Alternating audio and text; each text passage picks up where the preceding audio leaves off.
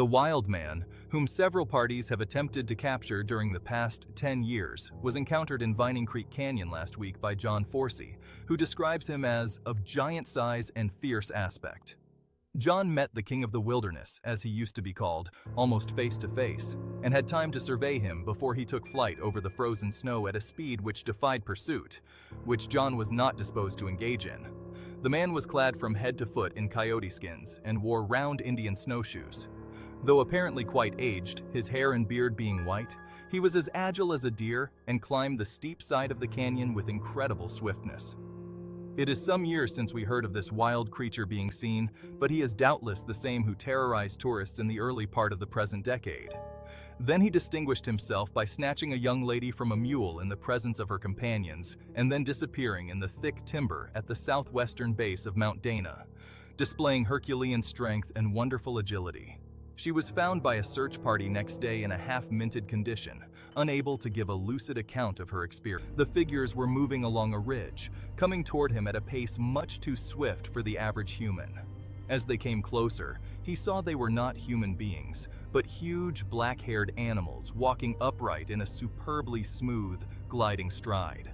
The creatures were less than 100 yards away when they veered suddenly out of sight, descending a tight, deep, and shadowy ravine. By the time his heart stopped pounding and he realized he had seen two Bigfoot creatures, he was joined by the women hikers. One exclaimed, "Chris, we saw something really weird walking along that ridge below you." Diane Stringen added, "At first I thought it was Bob and Dick coming down from the summit. Then I realized the two were much larger and dressed differently. And then," Kathy Mudd interrupted excitedly, "we saw they were hairy all over. They weren't human." As soon as a responsible hunting party could be organized, Jerry Dahlberg, conservation officer for the State Wildlife Group, led a party into the wilderness area. We covered a lot of country, some extremely primitive and rugged, and from what we could tell, never before really penetrated by man. Although no concrete evidence was turned up, the officer was not about to write off the sighting. For one thing, he said, if such a creature is in that area, it would be on the move for food, not staying in one place for any length of time. Otherwise, they would have found droppings, rocks overturned in a search for grubs, torn tree bark, even animal carcasses. But nothing of this nature was encountered.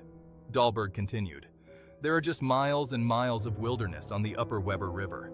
Not many people go into the region because there is little or no fishing, and the terrain is just too rugged.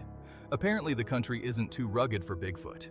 In September 1974, a party of 5 university students set out to hike on St. Mary's Peak, 30 miles west of Missoula in the Bitterroot Mountains. Since there are a number of marked trails leading to the summit, and the pitch of each trail varies from moderate to steep, the hikers split up. 2 of the young men headed straight for the top. The third, because of a recent knee operation, set a less strenuous pace on an easier trail.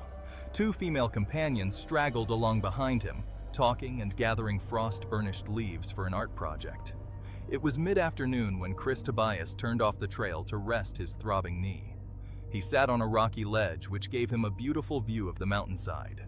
Shortly after, he spied 2 figures emerge from the trees below him. Statements were made by 2 men from North Ogden, Jay Barker and Larry Beeson, about the experience they and their young sons and 2 teenage friends had while hiking along a ridge between Pass Lake and Q Brant Basin, near the head of the Weber River drainage, all stopped to rest, and were looking down on a small hidden lake when they saw the creature at the edge of the water. It was very tall, maybe 10 feet tall, and covered with white hair over its shoulders and halfway down its body. One of the teenagers pitched a rock at it. The creature turned, looked up, and quickly disappeared into the surrounding trees. The story of the Flathead Lake incident in the early 1900s offers a fascinating glimpse into one of Montana's earliest recorded Bigfoot sightings, intertwined with the rich tapestry of Native American folklore.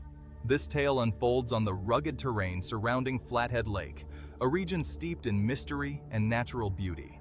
According to local legends, the Salish and Kootenai tribes, who have inhabited the area for centuries, spoke of a large, elusive creature living in the dense forests. Thanks for watching Bigfoot Encounters, Mysterious Sightings in the Western Wilderness. If you enjoyed exploring these strange sightings with me, don't forget to hit that like button and subscribe. It really helps support the channel and keeps the search for Bigfoot alive. See you in the next one.